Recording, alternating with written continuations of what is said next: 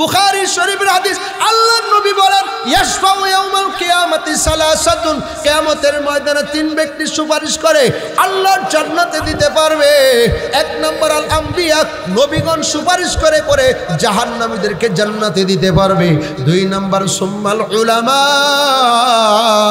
উলামায়ে কেরাম সুপারিশ করে করে জান্নাতে দিতে পারবে। এরে দোস্ত, কার সাথে মহাব্বত রাখবেন?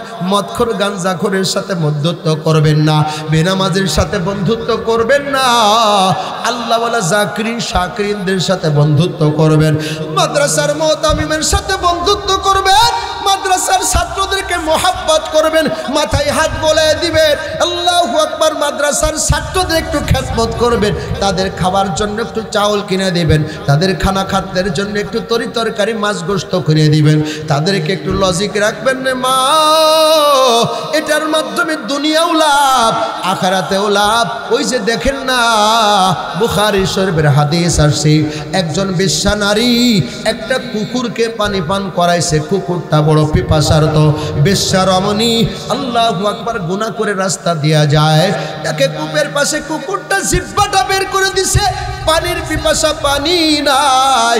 এবার বেশ্যা নারী চিন্তা করে, হায় রে, একটা কুকুর মারা যাইতেছে, তাকে একটু পানি পান করাতে হবে। তার মোজাটা খুলে উন্না দিয়া মোজাটা কিরকম ভাবে কূপের ভিতর নিক্ষেপ করে কুকুরকে যেই পানি পান করিয়েছে, হাদিস শরীফের ভিতর আল্লাহ রাসূল বলেন কিয়ামতের কঠিন ময়দানে আল্লাহু আকবার, এই বেশ্যা রমণীকে আল্লাহ পাক জান্নাত দান করবে। জোরে কোন সুবহানাল্লাহ। আল্লাহ ওই কুকুরটা আল্লাহর কাছে দোয়া করে, আল্লাহ আমাকে জীবন দিয়েছে, আল্লাহু আকবার, আমাকে মৃত্যুর হাত থেকে বাঁচিয়েছে, আল্লাহ তোমার এই বান্দিকে জান্নাত দিও। জোরে কোন সুবহানাল্লাহ। এরে কালীগঞ্জের ভাই, এলাকার মা, এলাকার বাবা, এলাকার যুবক ভাই বন্ধুরে, একটা কুকুরের দোয়ার কারণে যদি আল্লাহ পাক জান্নাত দেয়, খায়রুকুম মান তাআল্লামাল কুরআন ওয়া আল্লামা। আল্লাহর নবী বলেন পৃথিবীর শ্রেষ্ঠ হলো আলেম ওলামা, যারা কোরআন পড়ে এবং পড়ায়। এমন শ্রেষ্ঠ মানুষ যদি আপনার জন্য দোয়া করে, তাহলে বুঝি দোয়া কবুল হবে না? অবশ্যই অবশ্যই হবে। কুকুরের দোয়া যদি কবুল হয়, আল্লাহর ফজলে তালবে ইলমের দোয়া অবশ্যই অবশ্যই কবুল হবে। জোরে কান ঠিক ঠিক না? এই জন্য তালবে ইলমের খেদমত করবেন, মাদ্রাসায় খেদমত করবেন, মাদ্রাসায় ছাত্র দিবেন, ছেলে সন্তান দিবেন, নাতিপতি দিবেন, নাতি নাতখুরো দিবেন, পাশের বাড়ির ছাত্র পাত্র আছে গরিব গুরবা, তাদেরকে বুঝায় শোনায় দিবেন। কারা কারা রাজি আছেন এই মাদ্রাসায় ছাত্র দিয়ে দিবেন? মাদ্রাসার প্রতি খেয়াল রাখবেন, আল্লাহকে হাত উঁচু করে দেখায় দিই, হুজুর ইনশাআল্লাহ আমার বাচ্চাকে মাদ্রাসায় দিয়ে দিব, মাদ্রাসার খোঁজ খবর রাখবো। কারা কারা রাজি আছেন আল্লাহকে হাত উঁচু করে দেখায় দিই? আল্লাহকে দেখেন না, বাচ্চা কাচ্চা না থাকলেও মাদ্রাসায় সহযোগিতা করবেন, এই নিয়ে তো সবাই আল্লাহকে দেখান। এটা ভিডিও হচ্ছে কিয়ামতের ময়দানে, এই ওসিলা করে আল্লাহ পাক মাফ দিতে পারে। জোরে কর আমিন। আল্লাহ কবুল করেন। জোরে জোরে কর আমিন। মোহাব্বতের সাথে বলেন আমিন। জিকির করি লা ইলাহা ইল্লাল্লাহ, লা ইলাহা ইল্লাল্লাহ, লা ইলাহা ইল্লাল্লাহ, লা ইলাহা ইল্লাল্লাহ, মুহাম্মাদুর রাসূলুল্লাহ সাল্লাল্লাহু আলাইহি ওয়াসাল্লাম। কষ্ট হইতেছে আপনাদের? বেজার হইতেছেন? এ দোস্ত, অনেকেই মনে করে মাদ্রাসায় পড়লে লাভ কি, মনে করে কি করে না? মাদ্রাসায় পড়লে সরকারি চাকরি নেই, এমন অনেকে বলে, বলে কি বলে না?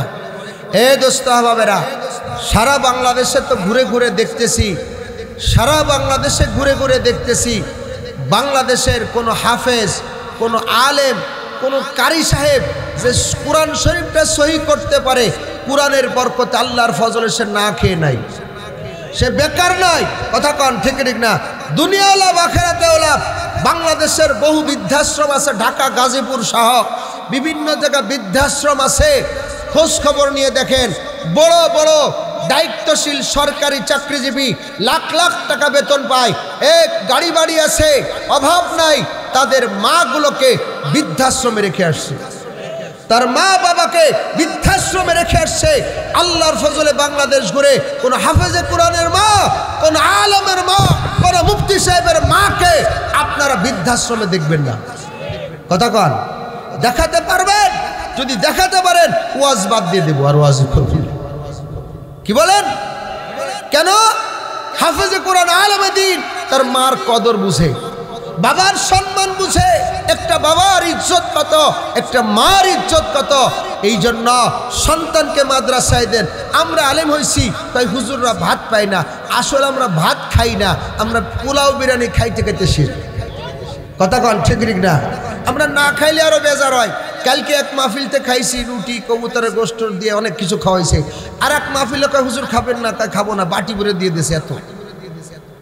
কথা কয় না? খাইতে তো চাই না, কর্তৃপক্ষ নিজেকে বাটি দিয়ে দেয়। আমার কাছে খারাপ লাগে যে তাদের বাটির দাম আছে। ভাইয়ের আমার, কেন? কোরআনের ইজ্জত, কোরআনের বরকতে। কথা কন, ঠিক ঠিক না? এরপর আমি চেয়ারম্যান হয়েছি রানিং, আল্লাহর ফজলে 3 বছর ধরে চেয়ারম্যানই করতেছি।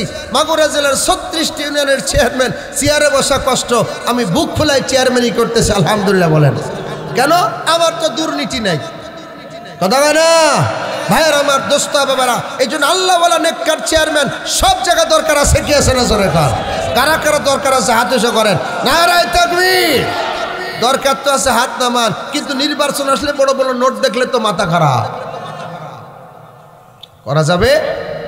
ভাইয়ের আমার, দোস্ত বাবারা, এই মাদ্রাসা সুন্দর পরিবেশ, এই মাদ্রাসা আরো সুন্দর হোক, লেখাপড়া ভালো হোক, সবাই চান কি চান না?